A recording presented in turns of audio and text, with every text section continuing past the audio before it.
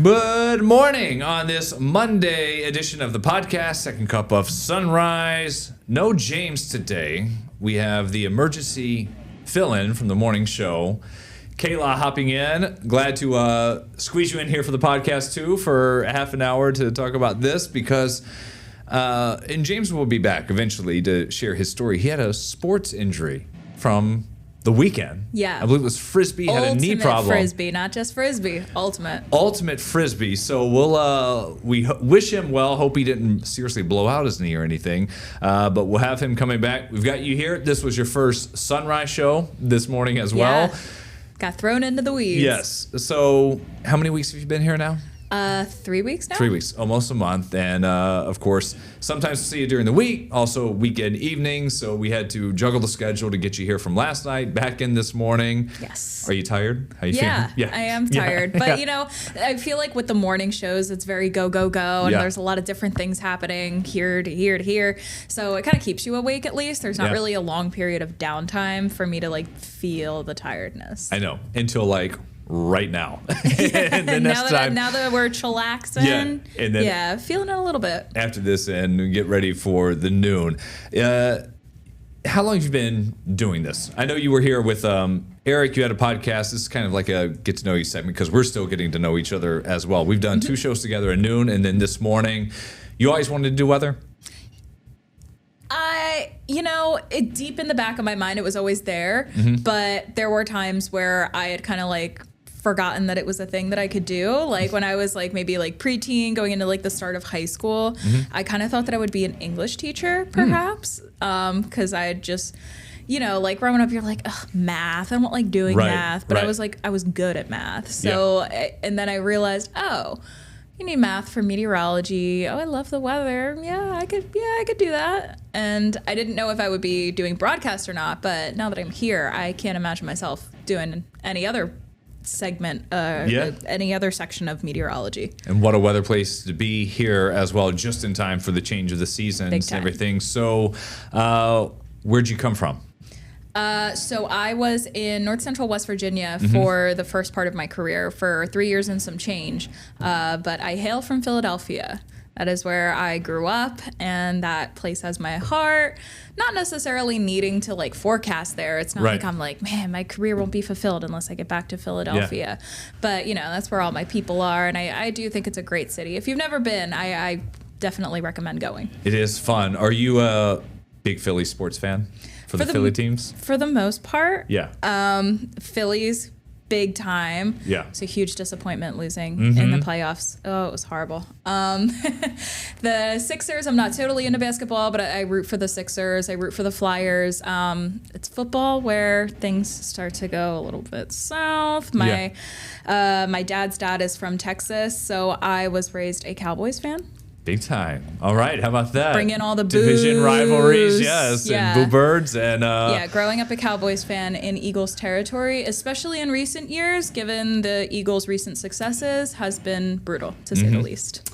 I'm sure that James was sitting there yesterday with an ice pack on his knee watching the Broncos and the Cowboys game yesterday afternoon that we had. Yep. I was... when I grew up, so I'm a Saints fan, so I grew up about 2 hours from New Orleans. But when I was a kid... It was the Troy Aikman years. I was a diehard Cowboys fan. It was comforter, sheets, jerseys, posters, everything. Okay. When I was a kid sharing a room with my brother, my blanket, my comforter was just a giant, one of those like big heads for Troy Aikman. Just on the like awesome. Backing up the number 8 passing.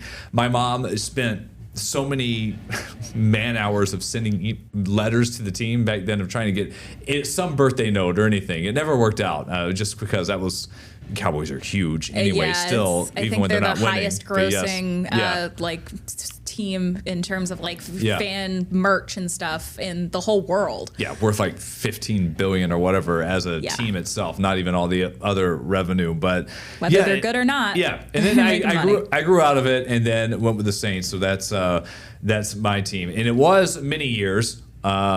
Costumes that I went with, like a Cowboys player, I would have a helmet and the full uniform. I don't know how many years I went through that. But that brings us to this morning when we did What's Up, Brock? And it was our first one. we wanted to know because we got Halloween coming up this weekend. So it'll be the weekend. And our question was your costume. Is it store-bought or homemade? This has been close all morning. So 52% saying homemade. They throw a bunch of stuff together. Other people just store-bought. And it has changed. It was 50-50 when we looked at this on air earlier, but now it's starting to lean towards homemade. And I dig that. I dig the homemade costumes. I think, what would you say like your favorite costume that you've ever done was? I know that's a tough question to put on the spot there. I bought the mask for the Jigsaw character from the Saw movies, which is very creepy with the spirals on his face, the white mask, and but then I threw together just a suit, red bow tie that I picked up thrifting. That's what I went as. That was in college. I don't know why it just stands to mind because I'm trying to pull up an image of him right now because it's just what I had. Yeah. This is it. So this is the character I went as. So I had the mask, so I bought that, but I didn't get the full suit because you go to Spirit Halloween, and now you can easily drop $100 like on a packet. They're charging an arm and a leg for that. Yeah. So I had a suit that I had just from journalism school, went out, got a red bow tie, and I had the mask, and I walked around in that. So that was mine. I'm trying to think of anything else. I've like the skeleton like face paint where you wear it all day and then you just want to like rip it off your face at the end of it when it's so dry. Like how I feel when I wear my makeup every day. Is that what it is? Yeah. Mine.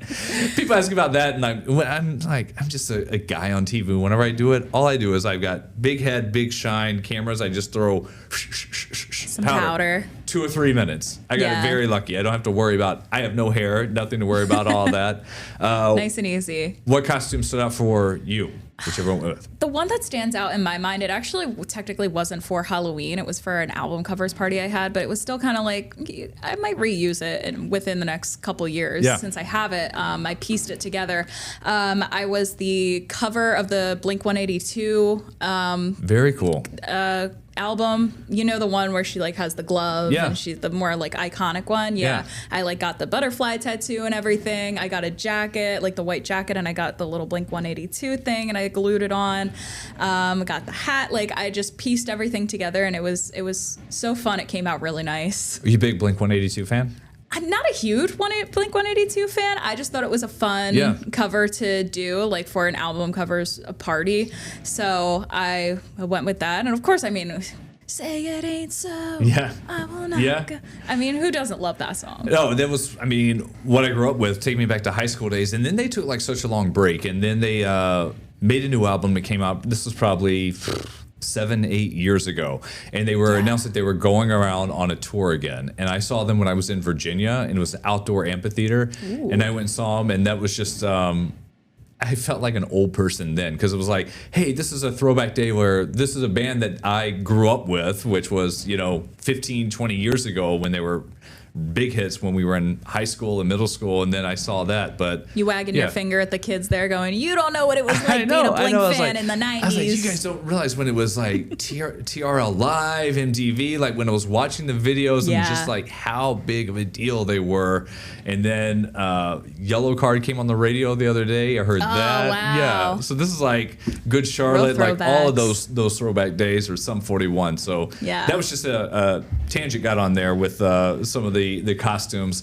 I know that you like the NFC and the Cowboys. This is Bills country, of course. The big game yesterday for them as Buffalo rolled in Carolina.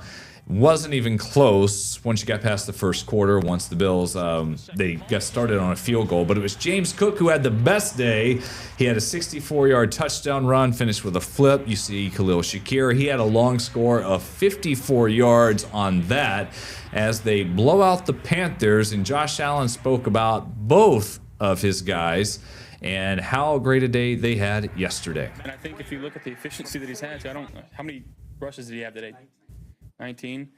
I mean, he's playing outstanding. I think the more times we get the ball in his hands, the better that we're going to be. Same thing with 10 with Khalil. Just again getting the ball in his hands and letting him make some plays for us. But yeah, I mean, I love handing it off and getting to throw my hands up from 50 yards out. And then the defense did well as too. You see AJ Epineza. He had a interception, almost took it back for his second pick six of his career. And then we also heard from Bills Mafia because Buffalo was just coming off their bye week after back-to-back losses to the Patriots at home and then that Monday night game against the Falcons. How are you feeling after this win? You know what? I was worried. I've been worried the past couple weeks. But today is just kind of like boosted up a bit of my confidence in them. Oh my God. So James Cook, I think he went over 200 yards. Josh is on point. Shakir, everybody eats. We had a bunch of people running the ball, and it's just been a perfect game. I didn't think the score would be as far as it was. I thought the Panthers would score a little bit more, but we were just on the ball because we had that bye week. I love that.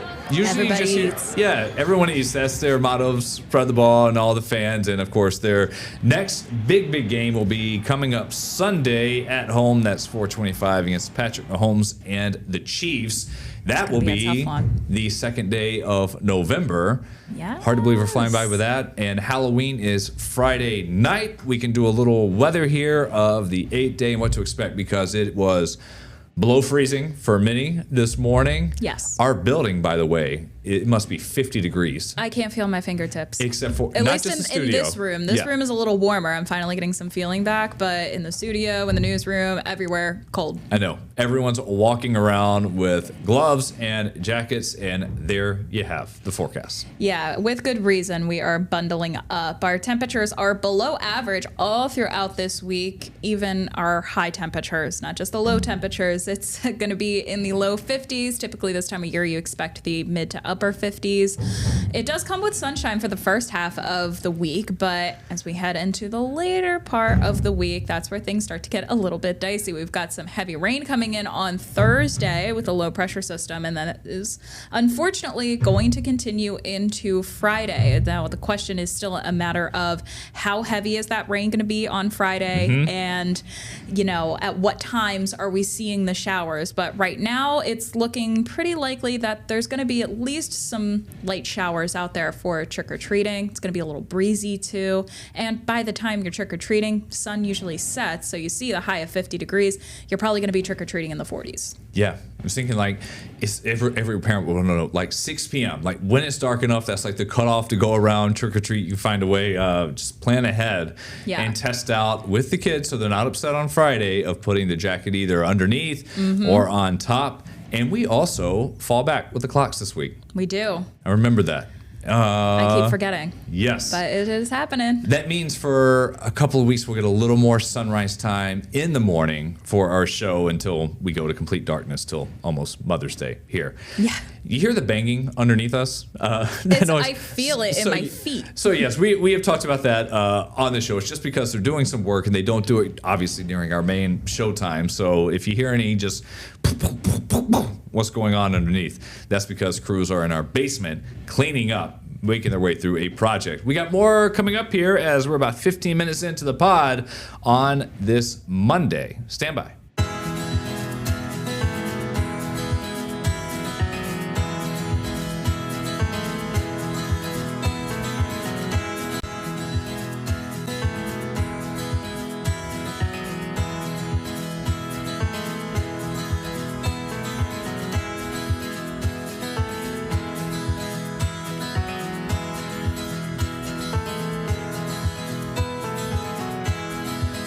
Back here on the pod this Monday, second cup of sunrise. James is out on injury reserve for right now. So we have Kayla in, hanging out with the Sunrise team and doing the pod for the first time.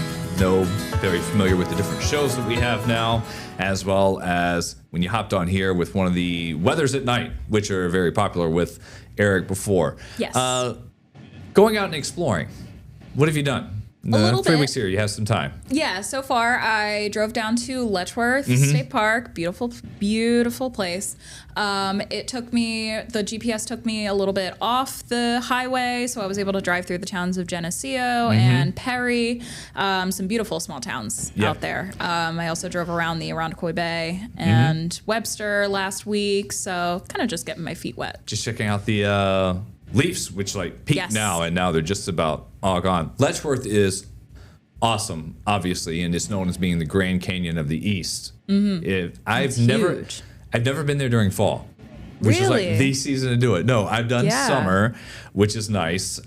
Winter, you should go back whenever a lot of it's frozen or there's snow going on. It's cool just to go stand next to it and do that.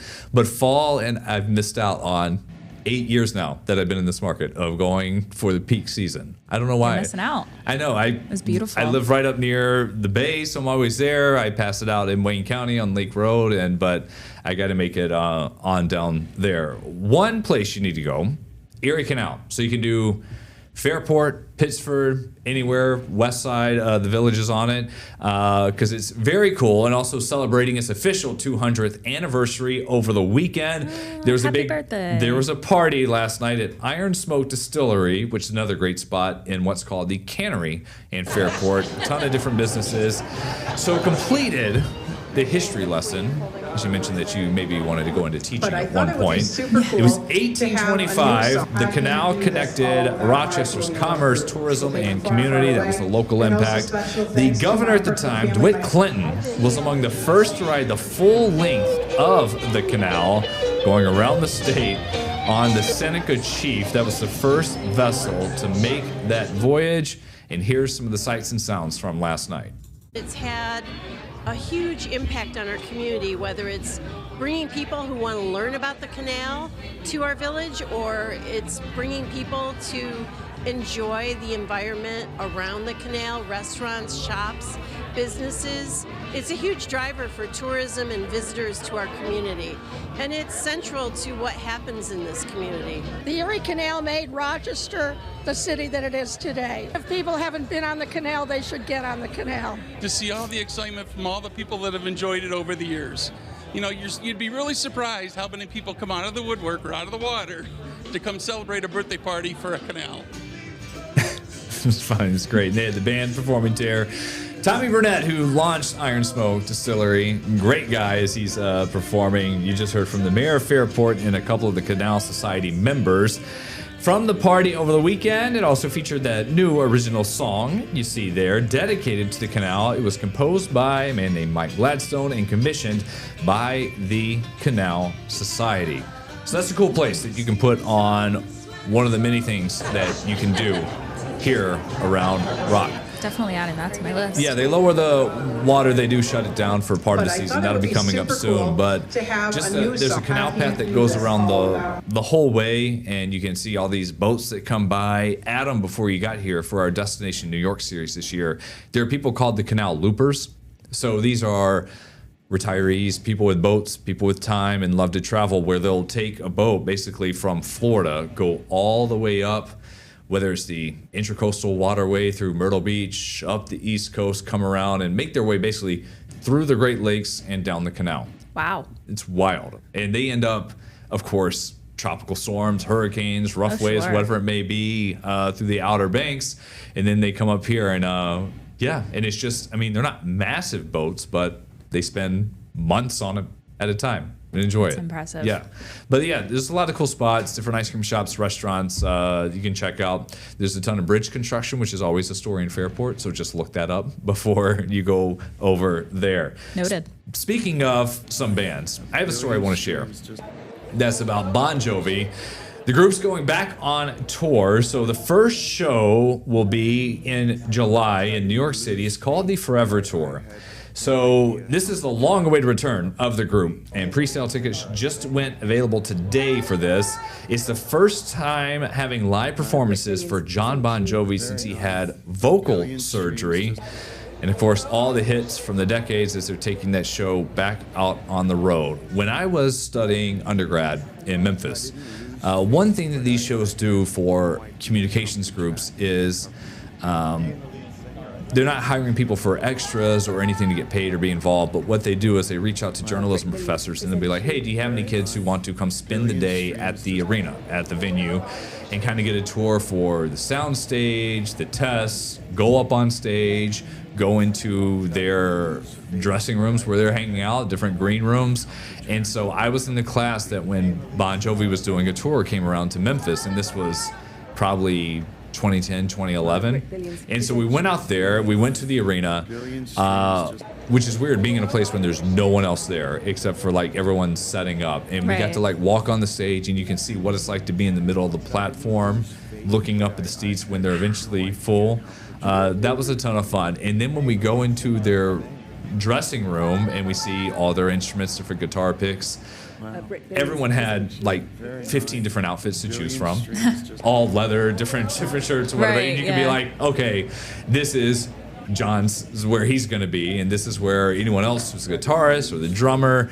But that was kind of cool. And then we got to stay for the show itself. But it was like a 12-hour day. So we spent like the whole class day, and then we got some special seats to sit there and watch them perform, which was just a cool show. Yeah. To have that whole experience. A nice experience, yeah. Especially like seeing the behind the scenes first and then seeing it all come to fruition at the end of the night. I know. That's awesome. I forgot who it was, but someone liked just certain colors of M&Ms, whether it was like just yellow and green or whatever. And so there was like a whole bowl where they would be getting ready to have this. Others would have, it had to be, say for example, only Pepsi products, like no Coke, that they wanted to have. So some of their lists of what they wanted to have backstage. Yeah. That was cool. I mean, when you're John Bon Jovi, you can be as specific as you want. I know. And going out on tour and still think about someone who's like never aged and looked the same.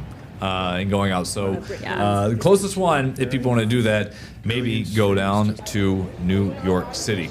We can talk just a little bit more about what we have coming up. So you'll be on the noon show with us and hanging out. So we'll have that midday. We can just do one more time a final check of what to expect this week. Of course, the big thing will be Thursday really into Friday, but we're going to be cold each morning. And I say that, yes, we'll get to the point where you'll be here in February or March and it says -5 or -7. Yeah, you won't even sneeze at these temperatures by the time we're getting into that time of the year. Yeah. But for now, it feels really cold. Those temperatures are below freezing this morning. They're going to be below freezing tomorrow morning and Wednesday morning.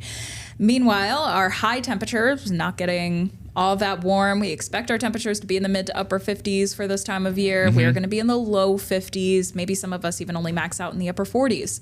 It does come with sunshine for the first half of the week, but like we said, on Thursday and Friday, not so much. We have a low pressure system coming in. It's probably going to be the heaviest rain on Thursday, most widespread rain, but it's most likely going to continue into Friday. Now, whether we see it still heavy or whether we see it a bit more light and scattered, still not in agreement with the models, but I would plan on taking an umbrella out for trick-or-treating. We know you have you on the noon show. Maybe tomorrow morning. Maybe here on the pod. We'll know. We'll bring you that update. That does it for our Monday edition. We got to get ready for the rest of the day. We'll see you tomorrow.